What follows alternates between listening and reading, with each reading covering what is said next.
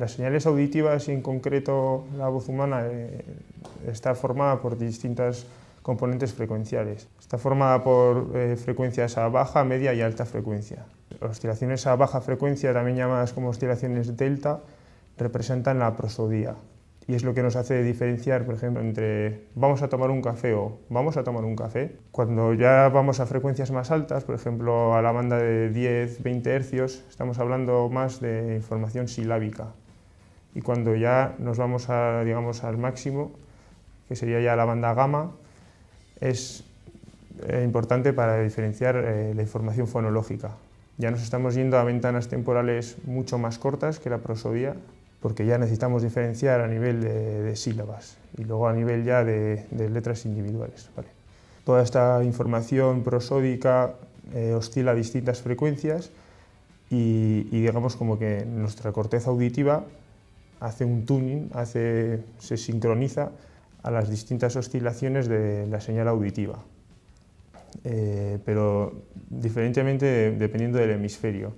El hemisferio derecho está más dedicado a las oscilaciones lentas, a las oscilaciones deltas, que representan la prosodía, mientras que el hemisferio izquierdo, la corteza auditiva izquierda, más para la información silábica y la fonología. Es un proceso paralelo, no va en serie, así que cada uno de los hemisferios trabaja conjuntamente para al final determinar el significado de la frase.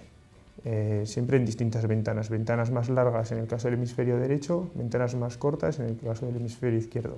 Por un lado para la prosodía, por otro lado para la fonología y la información silábica.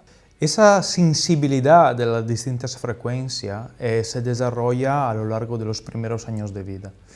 De hecho, un niño, un bebé, cuando acaba de nacer, no tiene tanta sensibilidad a la información de muy alta frecuencia, que es la información fonológica. La primera información que puede reconocer y le permite segmentar el discurso en las distintas palabras, porque hay que acordarse que el habla, las palabras salen todas juntas, no hay ninguna pausa entre una palabra y otra. Entonces, ¿cómo puede el niño segmentar las distintas palabras? Pues empieza a trabajar sobre las ventanas con las frecuencias más cortas, más largas. En ese caso, las frecuencias más largas son las que nos permiten acentuar las distintas palabras y entonces segmentar y reconocer cada una de ellas. A lo largo del tiempo, después de los primeros años de vida, cuando la familiaridad con las distintas palabras es muy alta, puede reconocer también cuáles son las componentes de cada palabra. Entonces, por ejemplo, las sílabas que, como hemos visto antes, salen a frecuencias mucho más altas. Entonces empieza a desarrollar también un sistema auditivo que empieza a reconocer ventanas temporales mucho más pequeñas, hasta que puede distinguir muy bien entre distintas entonaciones, distintas accentaciones de distintas letras.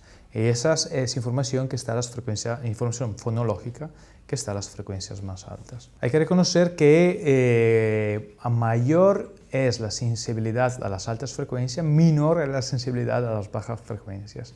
Eso es un fenómeno un poco raro, porque parece que los niños van perdiendo información. De todas formas, alrededor de los 5 años pueden juntar los dos tipos de informaciones. Entonces, hay como que parece que hay una fase de desarrollo, de maturación cerebral, que se tunea a lo largo de las distintas frecuencias, a frecuencias más y más altas, y después puede reestructurarse en una fase tardía para juntar todo y trabajar en paralelo. Estos fenómenos son muy importantes. Y se ha visto, por ejemplo, que niños con trastorno específico del lenguaje o niños disléxicos tienen una peor sincronización a todas estas componentes frecuenciales. Por ejemplo, en nuestro centro estamos estudiando justamente grupos de disléxicos y estudiaremos niños con trastorno específico del lenguaje. Por ejemplo, los disléxicos hemos visto que los los adultos tienen menor sincronización a frecuencias muy bajas, entonces la información prosódica, y menor sincronización neural a frecuencias muy altas, entonces información fonológica. De otro lado, tienen mayor sincronización a las frecuencias intermedias, que son las que representan la sílaba.